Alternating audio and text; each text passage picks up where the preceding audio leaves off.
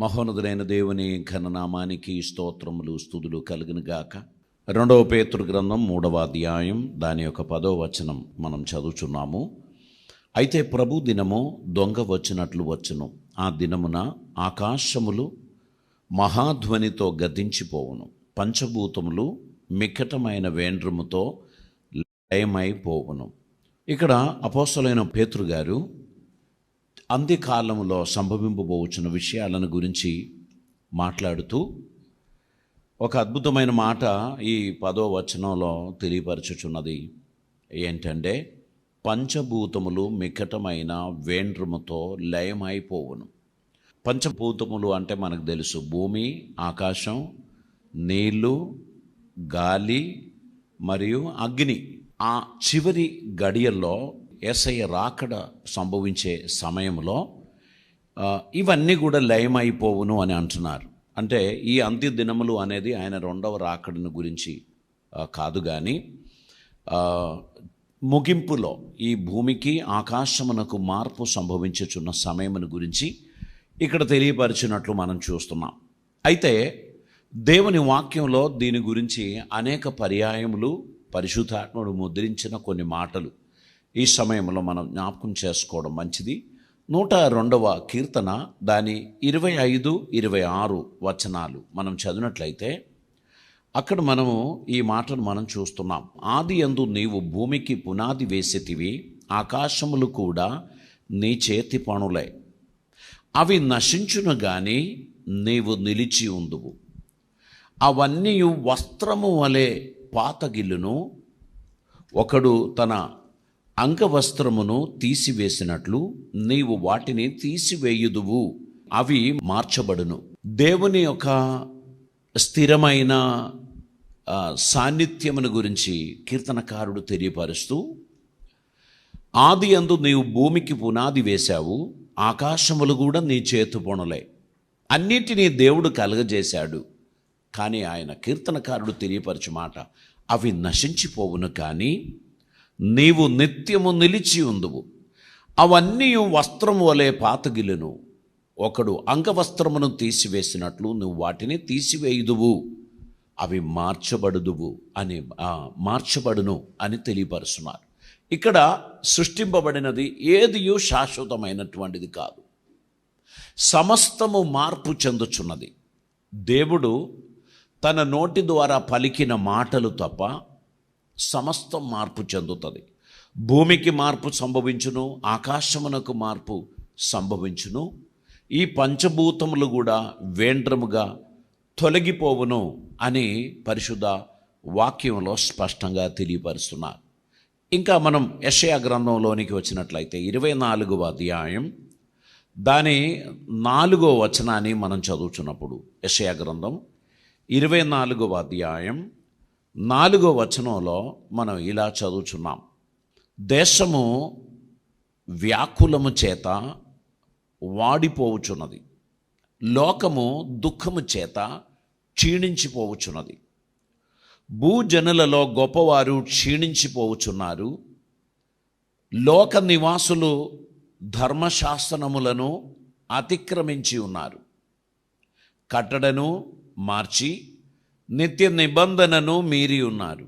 దాని నివాసుల చేత లోకము అపవిత్రమాయను, శాపము దేశమును నాశనము చేయుచున్నది. దాని నివాసులు శిక్షకు పాత్రులైరి, దేశ నివాసులు కాలిపోయిరి, శేషించిన మనుషులు కొద్దిగానే ఉన్నారు. చూడండి, చివరి కాలములో జరగబోచున్న విషయాలను తెలియపరిచి ఎందు నిమిత్తం ఇలాగా లోకం నశించిపోవచ్చున్నది, దేశం నాశనం అవుతున్నది అని ఆలోచించినట్లయితే, వారి క్రియలను బట్టి, వారి పాపమును బట్టి, వారి దోషములను బట్టి లోకం నశించిపోవచ్చున్నది. ప్రజలు వారి కట్టడలను మార్చివేశారు, నిత్య నిబంధనను వారు మీరి ఉన్నారు. మనుషులు ధర్మశాసనములను అతిక్రమించుచున్నారు. మనుషులు నడవలసినటువంటి మార్గాన్ని, దేవుడు నేర్పించినటువంటి ఆ సరిహద్దులను వారు దాటేసి వారు తమకు అనుకూలముగా శాసనాలను మార్చుచున్నారు. ఈ కాలం తప్ప మరి అది ఏ కాలం? ఈ రోజులలో మనం వాటిని చూస్తున్నాం. దేవుడు ఏర్పాటు చేసిన దేవుని నిబంధనను మనుషులు మీరి ఉన్నారు, తొలగించుచున్నారు. వారికి ఇష్టం వచ్చినట్లు వారు ప్రవర్తించుచున్నారు.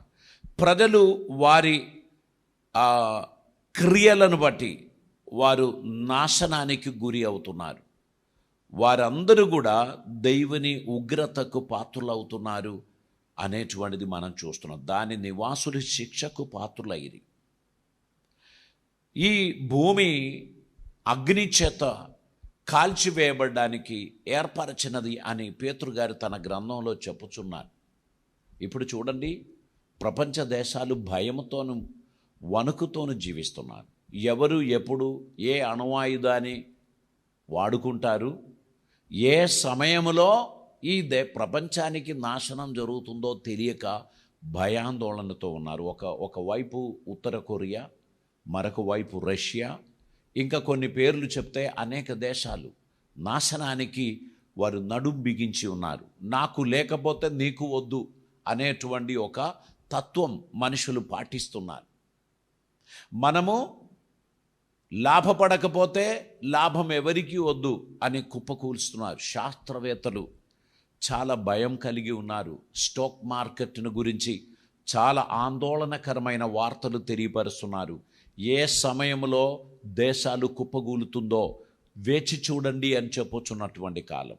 1 సంవత్సరం లోపు ప్రపంచ ఆర్థిక వ్యవస్థ పాడైపోతుందని కొందరు ప్రవచిస్తున్నారు.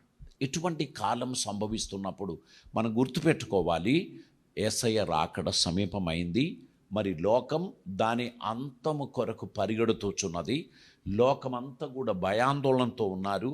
ఇవన్నీ కూడా కాలిపోవలసినటువంటిది అని తెలియపరుస్తున్నారు. కనుక దేవుని అందు భక్తి కలిగిన వారు భయముతోనూ వణుకుతోనూ తమ విశ్వాసమును స్థిరపరచుకోవాల్సినటువంటి అవసరత ఉంది. చూడండి, యెషయా గ్రంథం 34వ అధ్యాయం దాని 4వ వచనాన్ని మనం చదివినట్లయితే అక్కడ మనం ఇలా చూస్తున్నాం. ఆకాశ సైన్యం అంతయు క్షీణించును, కాగితపు చుట్టవలే ఆకాశ వైశాల్యములు చుట్టబడును.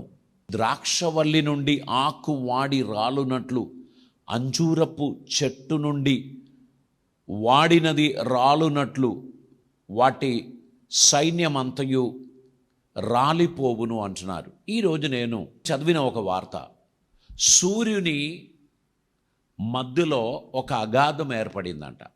అది ఎంత పెద్దదంటే 20 ఎర్త్స్, 20 భూములు కలిస్తే ఎంత పెద్దదో అంత పెద్ద ఒక అగాధం సూర్యునిలో ఏర్పడింది. సూర్యుడు ఏమవుతున్నారో తెలియదని శాస్త్రలోకం తెలియపరిచిన ఒక ఆర్టికల్ నేను చదివాను. వారు దాని ఫోటో కూడా చూపెట్టారు. ఏంటిది అది? భూమి కన్నా 20 రెట్లు పెద్ద ఒక అగాధం సూర్యునిలో ఏర్పడిందంటే, సూర్యుడు ఎంత పెద్దదో మనకు బాహ్య నేత్రములతో మనం చూచి వివరించలేనిది. కానీ భూమి ఎంత పెద్దదో మనకు తెలుసు. మనం నివసించుచున్న భూమి కన్నా 20 టైమ్స్ పెద్ద ఒక అగాధం అంట. అంటే అంతవరకు కాలిపోయిందో లేకపోతే పేలిపోయిందో అక్కడ లేదంట. అటువంటి ఒక కాలంలో మనం జీవించుచున్నాం. బైబిల్ చెప్తున్నారు, సూర్యుడు చీకటి కమ్మును, చంద్రుడు రక్తవర్ణమగును. కొన్ని సంవత్సరాల క్రితం చంద్రుడు రక్తవర్ణమైన దృశ్యాలు మనం చూశాం. అవన్నీ కూడా సంభవింపబోచున్నది అని బైబిల్ చెప్తుంటే ఇదొక శాస్త్ర గ్రంథమా? కాదు, ఇది దైవ గ్రంథం. కానీ భూగోళానికి మానవాళికి జరగబోచున్న వాటన్నిటిని గూర్చి ఈ బైబిల్ తెలియపరుస్తున్నారు. కనుక మనం భయంతోనూ వణుకుతోనూ మన విశ్వాస జీవితం కొనసాగించవలసినటువంటి అవసరత ఉంది. మనుషుడు అనుకుంటున్నాడు ఇది ఇలాగనే చాలా కాలం ఉంటుందని. మనకు తెలుసు, చాలా మేధావులు, ధనికులు, విద్యావంతులు, రాజులు, అధికారులు అందరూ కూడా నిమిషమాత్రంలో వెళ్ళిపోతున్నారు. ఒక్క హార్ట్ అటాక్, ఆ వ్యక్తి లేరు అని అంటూ ఉన్నారు. అలాగైతే ఈ కనిపించేది ఏది కూడా శాశ్వతమైనటువంటిది కాదు. ఈ కనిపించేది ఏది కూడా పర్మనెంట్ కాదు. అలాగైతే మనం చాలా జాగ్రత్తగా దేవుని వాక్యమును వినాల్సిన అవసరం ఉంది, పాటించాల్సిన అవసరం ఉంది. దైవ చిత్తం నెరవేర్చడానికి తగినట్లు మనం నడవాల్సిన అవసరం ఉంది. దేవునికి ఇష్టలుగా మనం జీవించాల్సిన అవసరం ఉంది. ఈ భూమి మీద ఉన్నది ఏది కూడా మన కంట్రోల్లో లేదు అనేది గ్రహించుచున్నప్పుడు భయభక్తితో మనం జీవించాల్సినటువంటి అవసరం ఉంది అని మనకు హెచ్చరిక చేస్తున్నారు. యెషయా గ్రంథం 51వ అధ్యాయం 6వ వచనాన్ని మనం చదివినట్లయితే, క్రింద భూమిని చూడుడి, అంతరిక్షము పొగవలే అంతర్ధానమగును, భూమి వస్త్రములు వలె పాతగిలిపోవును, అందలి నివాసులు అటువలే చనిపోవుదురు. నా రక్షణ నిత్యముండును, నా నీతి కొట్టివేయబడదు. నీతి అనుసరించు వారులారా నా మాట వినుడి, నా బోధను హృదయమందు ఉంచుకున్న వారులారా ఆలకించుడి. మనుషులు పెట్టు నిందకు భయపడకుడి, వారి దూషణ మాటలకు దిగులు పడకుడి. వస్త్రమును కొరికి వేయునట్లు చిమ్మట వారిని కొరికి వేయును, బొద్దిగా గొర్రెబొచ్చును కొరికి వేయునట్లు వారిని కొరికి వేయును. అయితే నా నీతి నిత్యం నిలుచును, నా రక్షణ తరతరములుండును అని దేవుడు సెలవిచ్చుచున్నాడు. ఈ లోకంలో సంభవించుచున్న సమస్త కార్యములను గురించి ఈ గ్రంథం రాయబడి 2000 సంవత్సరాలు మన చేతికి, అంటే మానవాళికి ఈ గ్రంథం పూర్తిగా దొరికి దాదాపు 2000 సంవత్సరాలు. ఈ 2000 సంవత్సరాలలో రాయబడినవన్నీ మనుష్య మనస్సుకు గోచరం కాని విషయాలు, అర్థం కాని విషయాలు. ఎందుకు?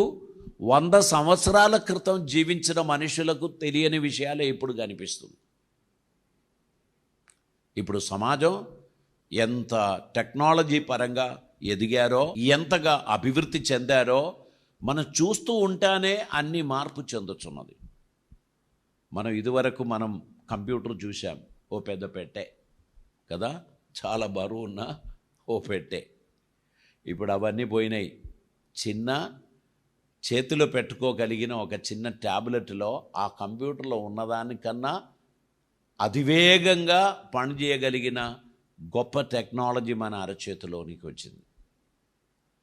ఒకప్పుడు లైన్ల ద్వారా ఫోన్లు నడిచేది, ఇప్పుడు అన్నీ కూడా వైర్లెస్ సిస్టంలో మనమందరము వైఫైకి అలవాటు పడి అన్ని టెక్నాలజీస్ అద్భుతంగా మనం వాడుకుంటున్న ఒక కాలంలోనికి వచ్చాం. ఇక మన పిల్లల కాలం వచ్చేటప్పటికి రోడ్డు మీద వెళ్ళే కారులే ఆకాశంలో ఎగిరి ఇష్టమున్న స్థలములో దిగేటువంటి కార్లుగా తయారవుతుంది. ఇక్కడ ట్రాఫిక్ జామ్ ఎంత భయంకరంగా ఉంది.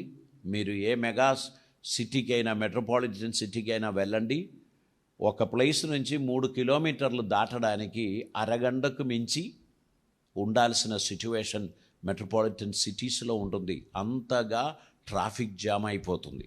అటువంటి సమయంలో ఒక్కొక్కరు ఆకాశంలో ఎగిరి వారు ఇష్టమైన ప్లేస్కు వెళ్ళడానికి తగినటువంటి టెక్నాలజీ వెహికల్స్లో వచ్చేస్తుంది. ఇప్పుడు మనం చూస్తూ ఉన్నాం కదా, వాహనాలు, రోడ్డు మీద నడిచే వాహనాలు కోనేరులోకి దిగి బోటుగా మారుతుంది.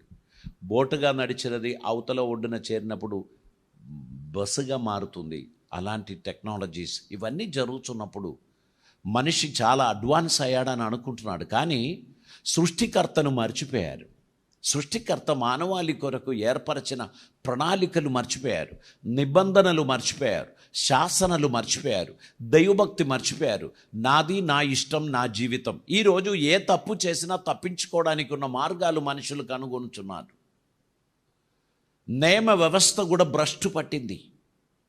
స్వార్థం కోసం అమాయకుని బలి చేసేటువంటి సిస్టమ్ ఈరోజు మనం ప్రపంచంలో చూస్తున్నాం. ఇటువంటి కాలంలో గుర్తుపెట్టుకోండి, మన ప్రాణప్రియుని రాకడ సమీపమైంది. ఆయన అందు విశ్వాసం ఉంచిన బిడ్డలందరూ గుర్తుపెట్టుకోవాలి, మన విమోచన సమయం దగ్గరకు వచ్చింది. గనక నిరీక్షణతో జీవించడం, దైవభక్తితో జీవించడం, జరగబోచున్న వాటిని గురించి గ్రహించుచున్నప్పుడల్లా దేవుని అందు భయభక్తులు కలిగి నడవటం చాలా అవసరమై ఉన్నది అనేటువంటిది మనం గ్రహించాలి. చూడండి, ఈ యెషయా గ్రంథం 51వ అధ్యాయం 6వ వచనం మొదలుకొని మనం చదువుతున్నటువంటి ఈ భాగములలో మనం చూస్తున్నాం, దేవుడు లోకమును తన కృపలో పరిపాలించడానికి ఆశించినప్పుడు మానవులు దానిని అతిక్రమం చేత, అక్రమము చేత, చెడుతనం చేత దాన్ని కూల్చి దానిని నాశనానికి దారి సిద్ధపరిచినట్లు మనం చూస్తున్నాం. చూడండి, దేవుని వాక్యమును వినుచున్నటువంటి వారు అందరూ గుర్తుపెట్టుకోవాల్సినది, ఈ కనిపించేది ఏది కూడా శాశ్వతమైనటువంటిది కాదు. ఇక్కడ నిలిచి ఉండేటువంటిది ఏమీ ఉండదు. కనుక దైవభక్తితో మనం జీవించాలి. పరిశుద్ధ వాక్యం చెప్తున్నారు, అయితే నా నీతి నిత్యము నిలిచును, నా రక్షణ తరతరములుండును. దేవుడు అద్భుతమైన కార్యములు తన బిడ్డల కోసం చేయువాడు అనేటువంటిది గ్రహించి దేవుని అడుగు జాడలో నడవడానికి మనం ప్రయత్నం చేయవలసినటువంటి అవసరత ఉంది. మొదటి కొరింథీయులకు రాసిన పత్రిక 7వ అధ్యాయం దాని యొక్క 31వ వచనాన్ని మనం చదువుదామండి. అపోస్తులైన పౌలు కొరింథీయులకు రాసిన మొదటి పత్రిక దాని 7వ అధ్యాయం 31వ వచనం మనం చదువుతున్నప్పుడు పౌలు గారు ఈ విధంగా మనకు జ్ఞాపకం చేస్తున్నారు. ఈ లోకము అనుభవించువారు అమితముగా అనుభవింపునట్లు ఉండవలను. ఈ లోకాన్ని అనుభవించుచున్న వారు ఎలా ఉండాలంట? అమితముగా అనుభవింపనట్టును ఉండవలను. ఇంకా ఏలయనగా ఈ లోకపు నటన గతించుచున్నది, మీరు చింతలేని వారై ఉండవలనని కోరుచున్నాను. కలవరము, దుఃఖము, చింత మనలో ఎక్కువైతే మనం ఏం చేయలేం. ఈ జరుగుతున్న వాటిని గురించి ఆందోళన చెంది ఆకాశం కాలి మీద పడతాయి అని అనుకుంటే ఇక మనం ఏం పని చేయడానికి కుదరదు. ఉన్నంత కాలం సమయాన్ని సద్వినియోగం చేసుకుంటూ దైవ చిత్తం నెరవేర్చుకుంటూ ఆయనకిష్టులుగా నడవడానికి మనకు అనుగ్రహింపబడిన సమయాన్ని సద్వినియోగం చేస్తూ ప్రభు కార్యాభివృద్ధి కొరకు మనం ఆసక్తులై ఉండాలి అని ప్రభు మన గురించి కోరుచున్నారు. ఇంకా మనం కిందికి చదివినట్లయితే, పెళ్ళి కానివాడు ప్రభువును ఎలాగూ సంతోషపెట్టగలనని ప్రభు విషయమై కార్యములను గూర్చి చింతించుచున్నాడు. పెళ్ళి అయిన వాడు భార్యను ఎలాగ సంతోషపెట్టగలనని లోక విషయమైన వాటిని గూర్చి చింతించుచున్నాడు.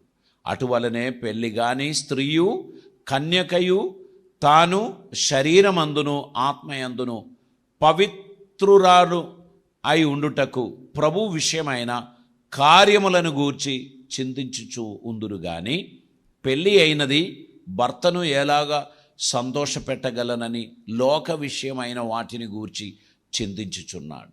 ఇక్కడ పౌలు గారి పెళ్లి చేయొద్దు అనే ఉద్దేశంతో మాట్లాడినట్లు మనకు అనిపిస్తుంది, కానీ దాని కింద రాయబడిన మాట కూడా చదువుదామండి. మీకు ఊరి అడ్డవలనని కాదు కానీ, అంటే మిమ్మల్ని కలవరపరచవలనని కానీ, మీరు యోగ్య ప్రవర్ధనులై తొందర ఏమీయూ లేక ప్రభు సన్నిధాన వర్ధనులై ఉండవలనని ఇది మీ ప్రయోజనం నిమిత్తమై చెప్పుచున్నాను.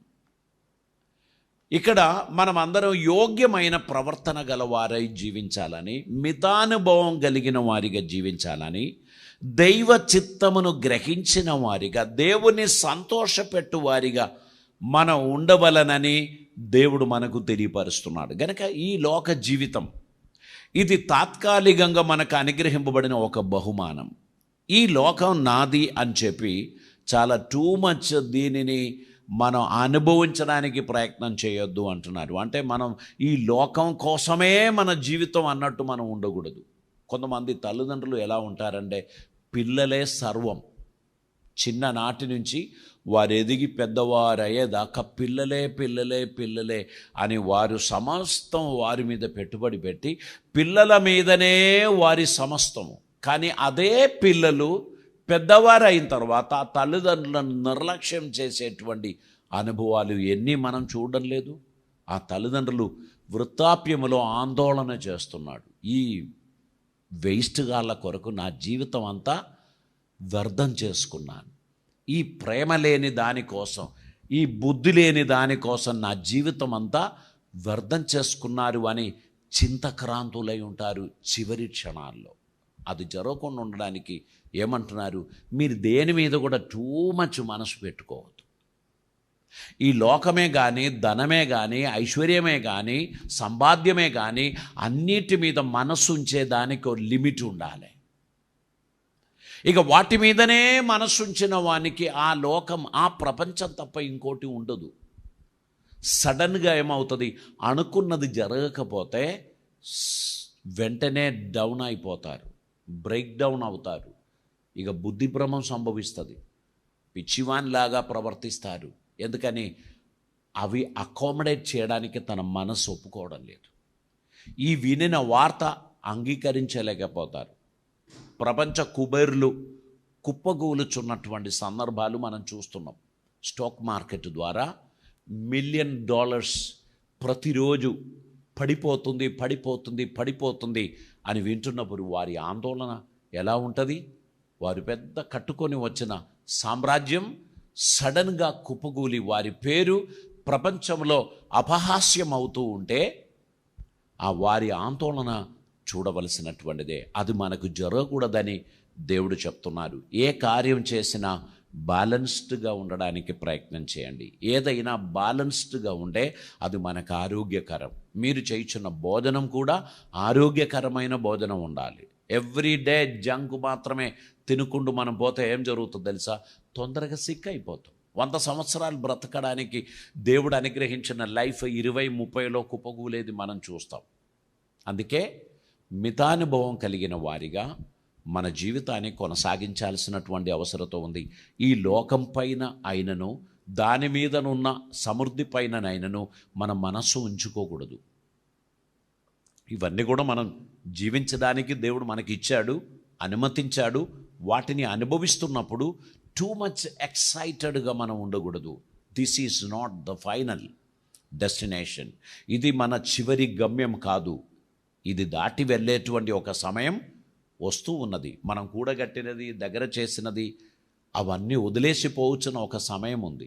ఎవరికి అందకూడదు, ఎవరికి చెందకూడదు అని మనం అనుకున్నవన్నీ వారికే చెందుతుంది.